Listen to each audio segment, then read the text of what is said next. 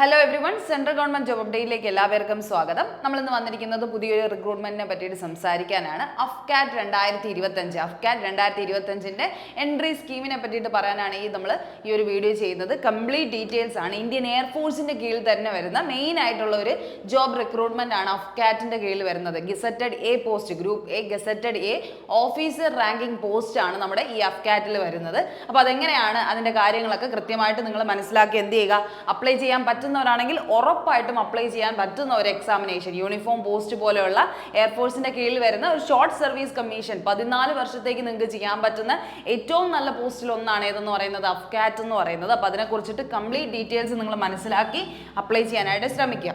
Indian എയർഫോഴ്സിന്റെ കീഴിൽ വരുന്ന release the അഫ്കാറ്റ് notification 2025 ആണ് കേട്ടോ. ഈ ഒരു 2025 സ്റ്റാർട്ടിങ്ങിൽ തന്നെ ഫസ്റ്റ് 2 തവണയാണ് അഫ്കാറ്റ് വിളിക്കാറുള്ളത്. ഒരു വർഷത്തേക്ക് 2 നോട്ടിഫിക്കേഷൻ ആണ് വരുന്നത്.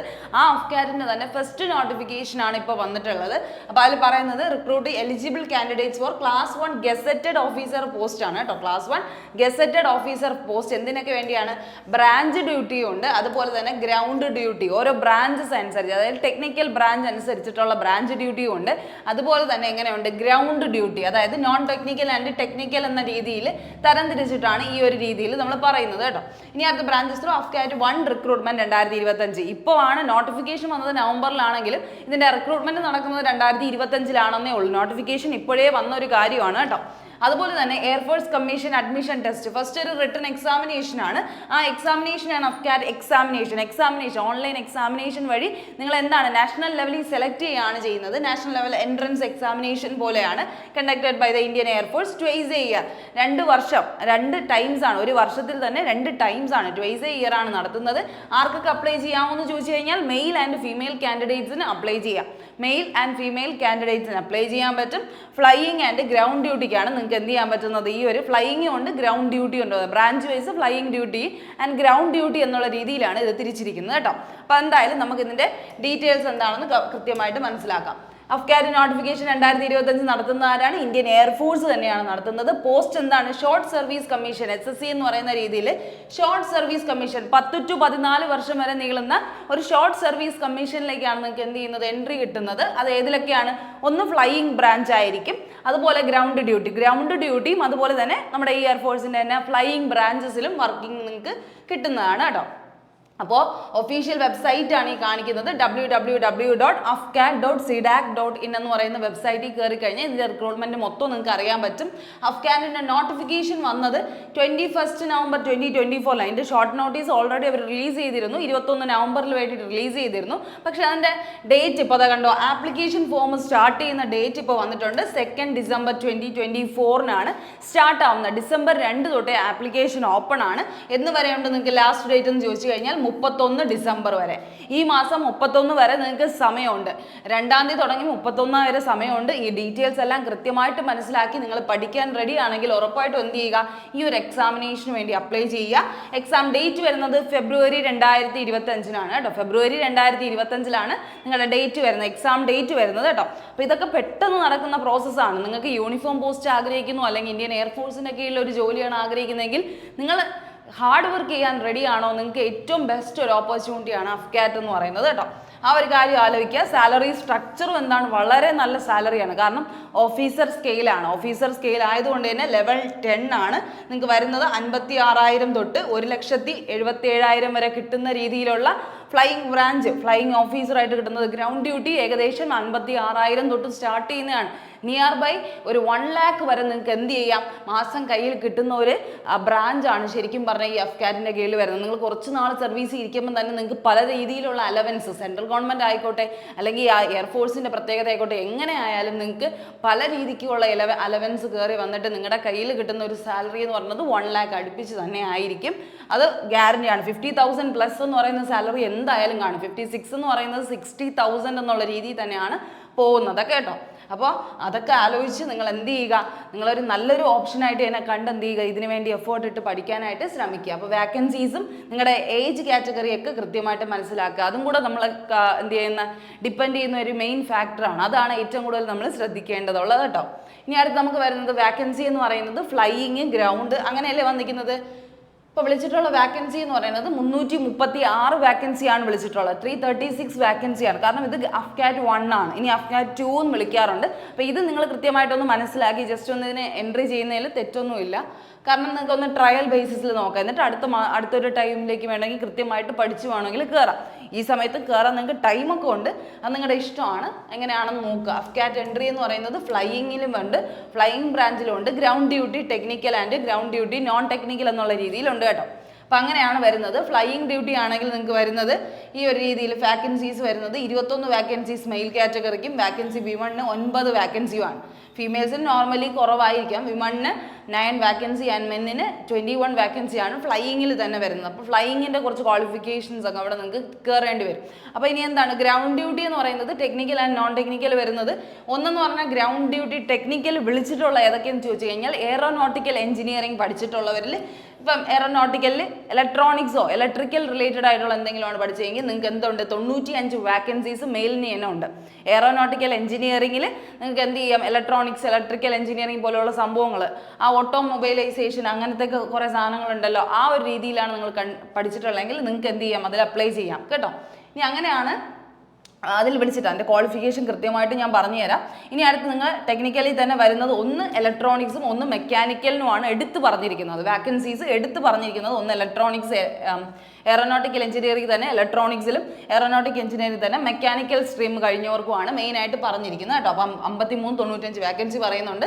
ഫീമെയിൽസിനാണെങ്കിൽ 27-ഉം 14 വാക്കൻസിയാണ് അതിൽ പറഞ്ഞിരിക്കുന്നത്. ഇനി നോൺ ടെക്നിക്കൽ ആണെങ്കിൽ നിങ്ങൾക്ക് എന്ത് ചെയ്യാമെന്നുണ്ട്, നിങ്ങളുടെ നോർമൽ ബാച്ചിലേഴ്സ് ഡിഗ്രി ഉള്ളവർക്കൊക്കെ അപ്ലൈ ചെയ്യാന്നുള്ള രീതിയിലാണ് ഗ്രൗണ്ട് ഡ്യൂട്ടി നോൺ ടെക്നിക്കൽ വരുന്നത്. അത് വെപ്പൺ സിസ്റ്റം ബ്രാഞ്ച് എന്ന് പറയുന്ന ഒരു ബ്രാഞ്ച് ഉണ്ട്. അതിൽ നിങ്ങൾക്ക് എന്തുണ്ട്, അഡ്മിനിസ്ട്രേഷനിൽ 42 വാക്കൻസി, അക്കൗണ്ടൻസിൽ 13 വാക്കൻസി, LGSൽ 11 വാക്കൻസി, എഡ്യൂക്കേഷൻ കൺട്രോളിൽ 7 വാക്കൻസി, എന്ന് പറയുന്ന മെറ്റീരിയോളജിക്കൽ ഡിപ്പാർട്ട്മെന്റ് ആണ്, അതിൽ 7 വാക്കൻസി. അങ്ങനെ ഡിവിഷനിങ് ചെയ്തിട്ടുണ്ട് ഫീമെയിൽ ആൻഡ് മെയിലിന് വേണ്ടിയായിട്ട്. അക്കൗണ്ടൻസി, അത് കഴിഞ്ഞ് EDN എന്ന് പറയുന്നത് എഡ്യൂക്കേഷൻ, എന്ന് പറയുന്നത് മെറ്റീരിയോളജിക്കൽ, അങ്ങനെ ഡിപ്പാർട്ട്മെന്റ് വൈസ് തന്നെ ഗ്രൗണ്ട് ഡ്യൂട്ടി തിരിച്ചിട്ടുണ്ട്. അത് ഗ്രൗണ്ട് സ്റ്റാഫ്സ് ആയിട്ടുള്ള വർക്കിംഗ് ആണ് കേട്ടോ. ഇനി അടുത്ത് ഇതിൽ തന്നെ ഉള്ള ഒരു മെയിൻ കാര്യം എന്ന് പറഞ്ഞാൽ NCCയുടെ സ്പെഷ്യൽ എൻട്രി സ്കീമുണ്ട്. NCC വഴി ഇപ്പോൾ NCCയിൽ C സർട്ടിഫിക്കറ്റ് ഒക്കെ കിട്ടിയവരാണെങ്കിൽ അവർക്ക് എന്ത് ചെയ്യാം, ഫ്ലൈയിങ് ബ്രാഞ്ചിൽ എന്ത് ചെയ്യാം, ഡയറക്റ്റ് എൻട്രി ഉണ്ടെന്നാണ് പറയുന്നത്. 10% സീറ്റ് അവർക്ക് എന്ത് ചെയ്തിട്ടുണ്ട്, അലോക്കേറ്റ് ചെയ്ത് കൊടുത്തിട്ടുണ്ട് കേട്ടോ. അലോട്ട് ചെയ്ത് കൊടുത്തിട്ടുണ്ടെന്നുള്ളൊരു കാര്യമാണ് ഇതിൽ പറയുന്നത്. 10% ആൾക്കാർ എന്തിൽ നിന്ന് NCC വഴിയും നിങ്ങൾക്ക് എന്ത് ചെയ്യാം, ഇതിൽ എൻട്രി ചെയ്യാന്നുള്ളത്. C സർട്ടിഫിക്കറ്റ് ഉള്ളവർക്ക് മാത്രമാണ് കേട്ടോ. C സർട്ടിഫിക്കറ്റ് ഉള്ളവർക്ക് എൻട്രി ചെയ്യാം. അതും ഫ്ലൈയിങ്ങിൻ്റെ എന്തോ ഒരു ഇത് പാസ്സാവുന്നവർക്കാണ് അതിൻ്റെ കൂടുതൽ ഇതുള്ളത് കേട്ടോ. ഇനി അടുത്ത് അങ്ങനെയാണെങ്കിൽ അഫ്ഗാനിൻ്റെ എഡ്യൂക്കേഷണൽ ക്വാളിഫിക്കേഷനും ഏജ് ലിമിറ്റും കൃത്യമായി മനസ്സിലാക്കി നിങ്ങൾ എന്ത് ചെയ്യുക, ഇതിൻ്റെ പ്രിപ്പറേഷൻസ് സ്റ്റാർട്ട് ചെയ്യുക. Education qualification flying branch and ground duty non technical ആണെങ്കിൽ, നോൺ ടെക്നിക്കൽ പോസ്റ്റിനാണെങ്കിൽ എന്ത് മാത്രം മതി, നോൺ ടെക്നിക്കൽ ആണെങ്കിൽ നിങ്ങൾക്ക് വേണ്ടത് എന്താണ്, 50% മാർക്ക്. നിങ്ങൾക്ക് എന്ത് വേണം, +2ൽ നിങ്ങൾ ഫിസിക്സും മാത്സും പഠിച്ച ഒരാളായിരിക്കണം. ഫിസിക്സ് ആൻഡ് മാത്സ് പഠിച്ച ഒരാളായിരിക്കണം നിങ്ങൾ. ഏതിൽ, +2ൽ നിങ്ങൾ ഫിസിക്സും മാത്സും ഒരു പേപ്പറായിട്ട് ഉണ്ടായിരിക്കണം. അതിൽ നിങ്ങൾക്ക് 50% മാർക്ക് കിട്ടിയിട്ടുണ്ടായിരിക്കണം.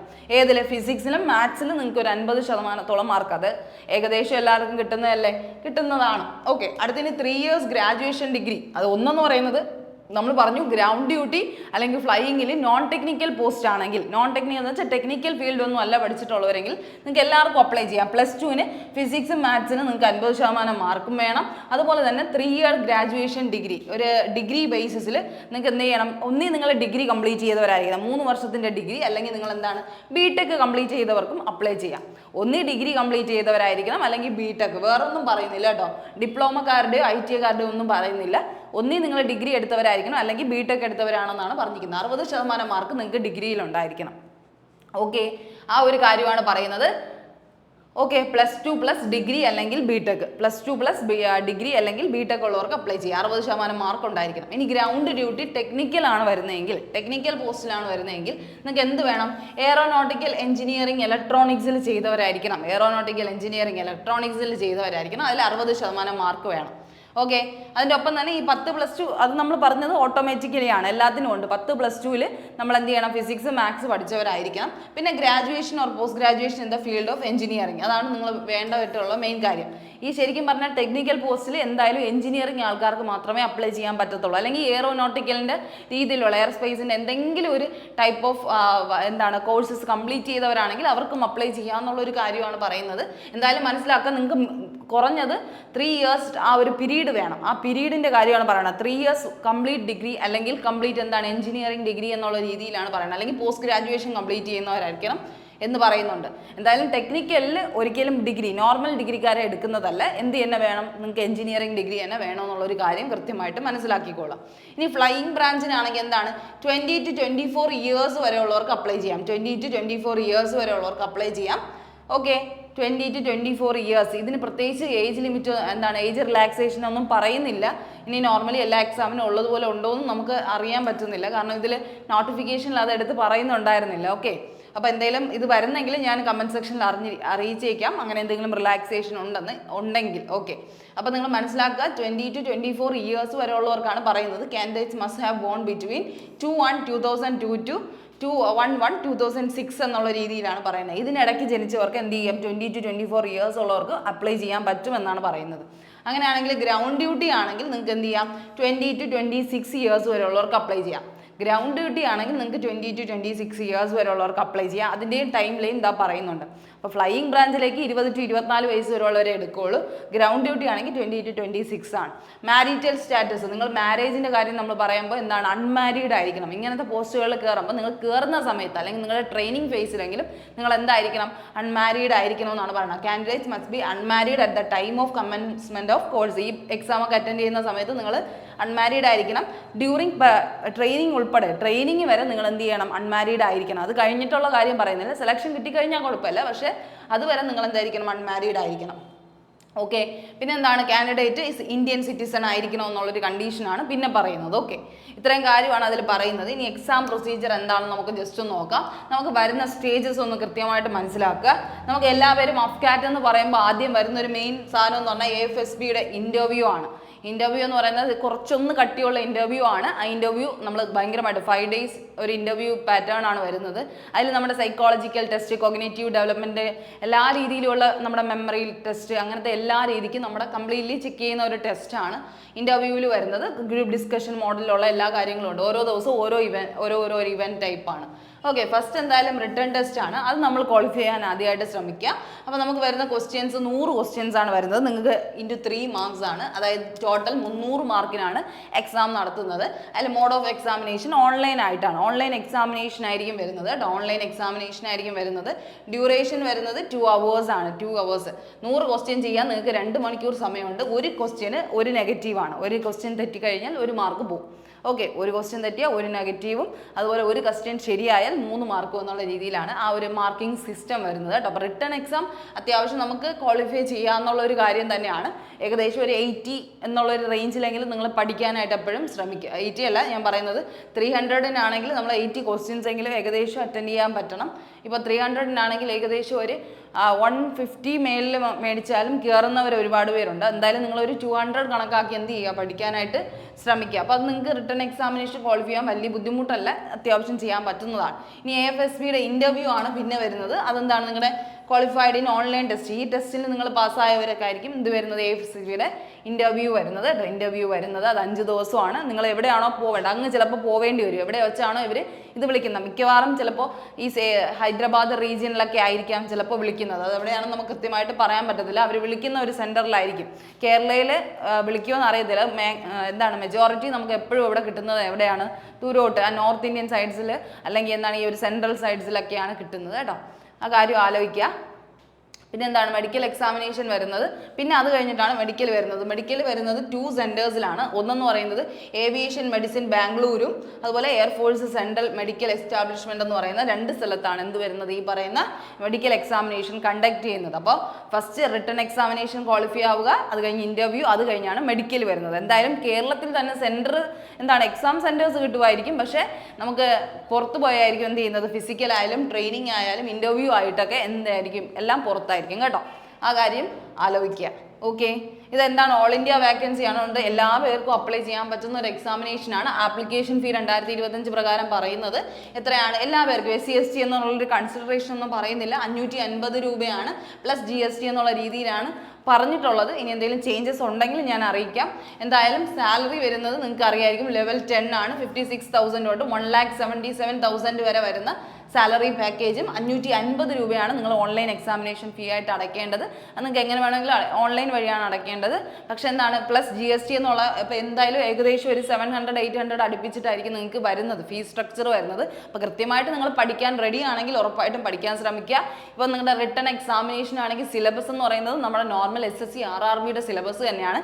ഇംഗ്ലീഷ് കാണും, GK ജനറൽ നോളജ് കാണും, മാത്സ് കാണും, അതുപോലെ എന്തുണ്ട് റീസണിങ് എന്ന് പറയുമ്പോൾ നിങ്ങളുടെ എന്താണ് കുറച്ചും കൂടെ മിലിറ്ററി ഡെവലപ്മെന്റിന് വേണ്ടിയുള്ള കുറച്ച് റീസണിങ് ആയിരിക്കും വരുന്നത്. പക്ഷെ എന്തായാലും അത്യാവശ്യം ചെയ്യാൻ പറ്റുന്നതാണ്. നിങ്ങൾ മനസ്സിലാക്കുക അഫ്കാറ്റിൻ്റെയൊക്കെ ബുക്സ് ഒക്കെ ഒരുപാട് അവൈലബിൾ ആണ്, നിങ്ങൾക്ക് മാർക്കറ്റിൽ അവൈലബിൾ ആണ്. അപ്പോൾ നിങ്ങൾ എന്ത് ചെയ്യുക, ജസ്റ്റ് അങ്ങനെയൊക്കെ എന്ത് ചെയ്യുന്നു പഠിക്കാൻ തയ്യാറാണെങ്കിൽ, ഫെബ്രുവരിയിലാണ് എക്സാം വരുന്നത്, അങ്ങനെ പഠിക്കാൻ താല്പര്യമുള്ളവരാണെങ്കിൽ അങ്ങനെയൊക്കെ എന്ത് ചെയ്യുക, ക്ലാസ്സസ് അങ്ങനെയൊക്കെ നോക്കി എന്ത് ചെയ്യുക, ബുക്സ് ഒക്കെ വാങ്ങിച്ചു വെച്ച് പഠിക്കാൻ നോക്കുക. അത് നിങ്ങൾക്ക് പാറ്റേൺ ഫോളോ ചെയ്യാൻ പറ്റുന്നുണ്ടെങ്കിൽ അതിന് ഡയറക്റ്റ് ആയിട്ട് നിങ്ങൾക്ക് എന്ത് ചെയ്യുക, അപ്ലൈ ചെയ്യാനായിട്ട് ശ്രമിക്കാവുന്നതാണ് കേട്ടോ. അപ്പോൾ നല്ലൊരു പോസ്റ്റിംഗ് ആണിത്. നിങ്ങൾ മാക്സിമം ഇത് കാര്യങ്ങൾ മനസ്സിലാക്കുക. ഇതിൻ്റെ PDF-ഓ അതിൻ്റെ ഷോർട്ട് നോട്ടീസ് എന്തെങ്കിലും നമ്മൾ താഴെ എന്ത് ചെയ്യാം, നിങ്ങളുടെ കമൻറ്റ് സെക്ഷനിൽ പിൻ ചെയ്തേക്കാം. അപ്പം ജസ്റ്റ് ഒന്ന് നിങ്ങൾ എന്ത് ചെയ്യുക, വായിച്ച് നോക്കി കൃത്യമായി മനസ്സിലാക്കി എന്ത് ചെയ്യുക, അപ്ലൈ ചെയ്യാനായിട്ട് ശ്രമിക്കുക കേട്ടോ. അപ്പോൾ എല്ലാവർക്കും നല്ല ദിവസം ആശംസിക്കുന്നു. Thank you.